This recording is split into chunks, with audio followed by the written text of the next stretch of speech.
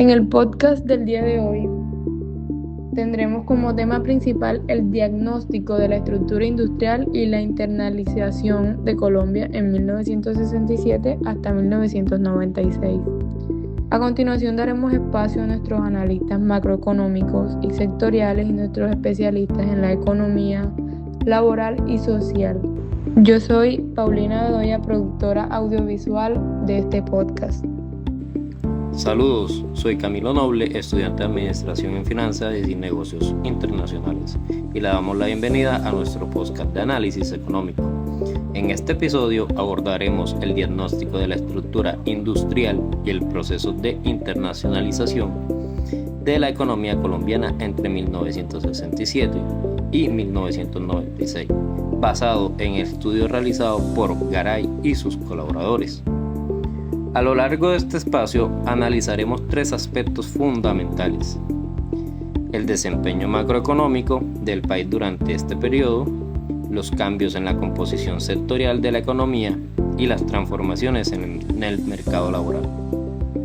Además, reflexionaremos sobre algunas lecciones económicas que este proceso histórico deja para comprender los retos actuales de la internacionalización y el desarrollo productivo de Colombia. A continuación le cedemos el espacio a nuestro analista macroeconómico Wadid Saivis, quien nos va a contar este periodo desde 1967 a 1996 y cómo estas etapas han influido en la política económica. Para entrar en materia, mi rol como analista macroeconómico es explicarles el terreno de juego en el que se movió Colombia entre 1967 y 1996. No podemos entender la industria si no vemos primero las cifras de crecimiento y los choques que recibió el país en esos 30 años. Si miramos el cuadro 1.1 del estudio de Garay, podemos notar algunas cosas muy interesantes.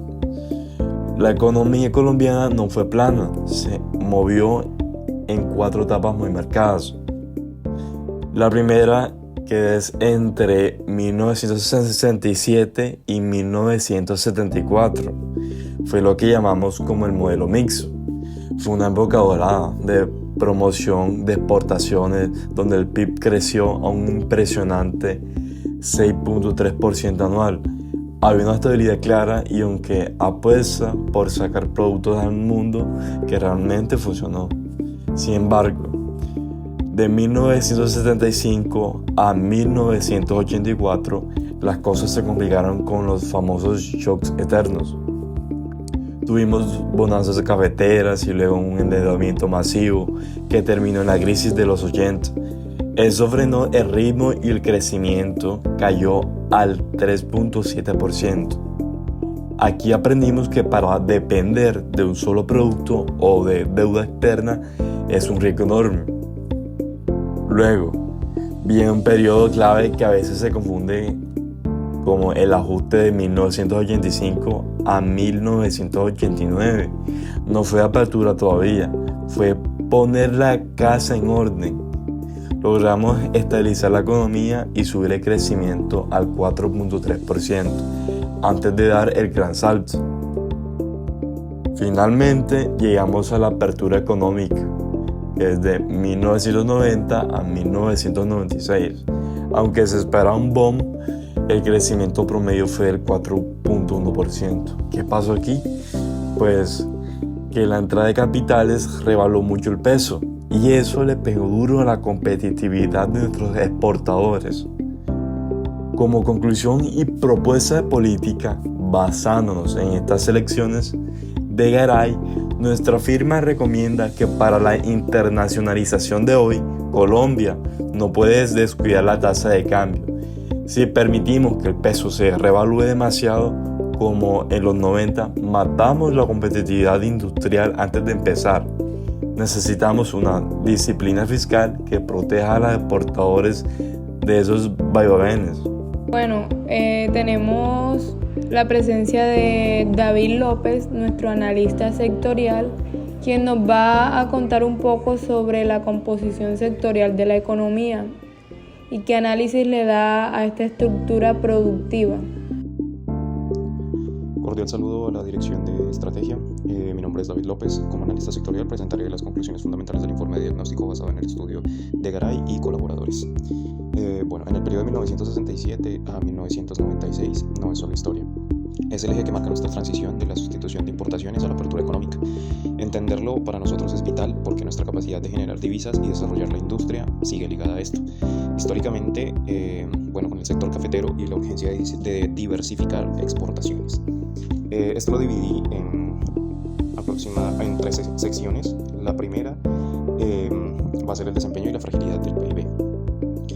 Lo dividí también en 2 puntos. El primero es el éxito inicial, ¿no? Debemos recordar que bajo el modelo mixto, que se estudió de 1967 a 1974, Colombia alcanzó un crecimiento manufacturero envidiable del 8% anual. Sin embargo, la volatilidad de los precios del café y las crisis externas frenaron este impulso entre 1975 y 1984. Como segundo punto de esta primera sección, la caída de la apertura. Es crítico notar que aunque la apertura de los 90 del PIB creció por la demanda interna, nuestra industria mostró una fragilidad preocupante, cayendo a un crecimiento de apenas el 2.55%. Esto demuestra que crecer no es lo mismo que fortalecer una estructura productiva. En la segunda sección están las limitaciones estructurales y sectoriales. El primer punto es el techo industrial. Aquí radica un punto clave. Colombia enfrentó un techo, por decirlo así, porque carecíamos de una tradición académica en economía industrial. Sin esa base, fue imposible crear una institucionalidad pública funcional que gestionara el sector con rigor técnico. El segundo punto es el declive del agro. Paralelamente, vimos cómo el sector agropecuario perdió peso relativo debido a la tecnificación que desplazó mano de obra y al impacto de la violencia rural durante la apertura. El agro creció apenas 2.51%, muy por debajo de los periodos previos. En la sección 3 tenemos el impacto social y los desafíos laborales.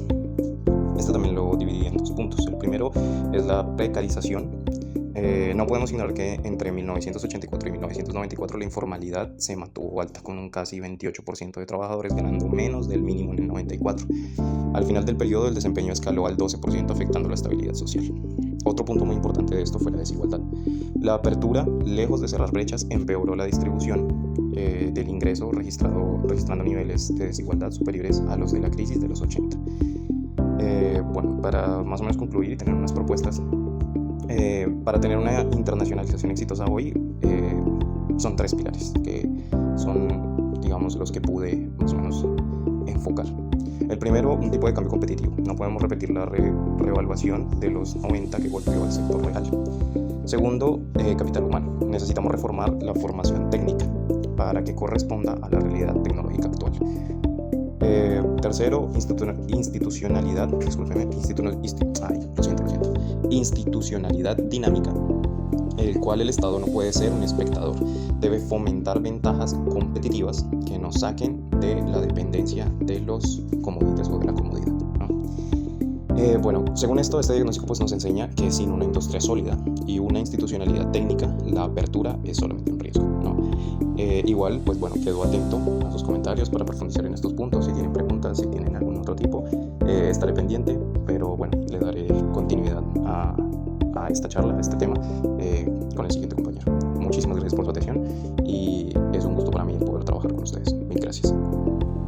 Gracias a ti, David. Ahora contamos con la presencia de nuestro especialista en el mercado laboral, teniendo en cuenta todo lo que nos dijo nuestro analista David. Y tenemos a continuación a Cristian Yesid, quien nos va a hablar un poco de esta dimensión laboral y social. Retomando lo que mencionó mi compañero sobre las transformaciones económicas que experimentó Colombia, el proceso de apertura económica iniciado a comienzos de la década de 1990, es importante analizar cómo estos cambios impactaron en el mercado laboral y las condiciones sociales del país.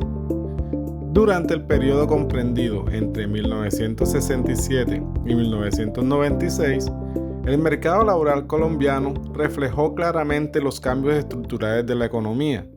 Según el estudio de Garay y colaboradores, el empleo urbano se concentró principalmente en los sectores de servicios, comercio y la industria manufacturera, como se observa en el cuadro 1.4 del documento, donde los servicios representaban aproximadamente el 28,6% del empleo urbano, seguidos por el comercio con el 25,5% y la industria manufacturera con el 23,2%. Este comportamiento muestra una tendencia hacia la terciarización de la economía, un fenómeno común en países que atraviesan procesos de transformación productiva y apertura hacia los mercados internacionales.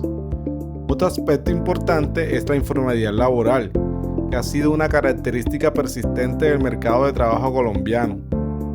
El documento señala que, aunque en las principales ciudades se observó una leve reducción en los niveles de informalidad, en varias ciudades intermedias se registró un incremento de este tipo de ocupación, lo que evidencia que los efectos del crecimiento económico y de las reformas estructurales no se distribuyeron de forma homogénea en todo el país. Asimismo, la estructura del empleo urbano muestra una alta participación de trabajadores asalariados, quienes representaban aproximadamente el 63% del total, mientras que los trabajadores independientes alcanzaban cerca del 30%, como se observa en el cuadro 1.6 del documento. Este último suele asociarse con mayores niveles de informalidad y menor acceso a protección social. En cuanto a los salarios, el documento destaca que, aunque tradicionalmente se ha considerado que los costos laborales influyen en la competitividad de una economía, en el contexto de economías modernas, factores como el conocimiento, la innovación tecnológica y el desarrollo del capital humano resultan cada vez más determinantes para la competitividad internacional. Finalmente, el estudio también señala que uno de los grandes retos de la economía colombiana ha sido mejorar la distribución del ingreso, ya que la desigualdad ha persistido incluso en periodos de crecimiento económico. En conclusión, al analizar el mercado laboral, se demuestra que los procesos de apertura económica y de internacionalización productiva generaron transformaciones importantes en la estructura del empleo en Colombia. Sin embargo, también evidencian la necesidad de complementar estas políticas con estrategias orientadas a promover el empleo formal, fortalecer la capacitación laboral y reducir las desigualdades sociales. De esta manera, la internacionalización de la economía debe ir acompañada de políticas que garanticen que los beneficios del crecimiento económico se reflejen también en mejores condiciones de vida para la población. Muchas gracias. Gracias a ti que llegaste al final de este podcast y esperamos seguir haciendo más capítulos. Muchas gracias a todos.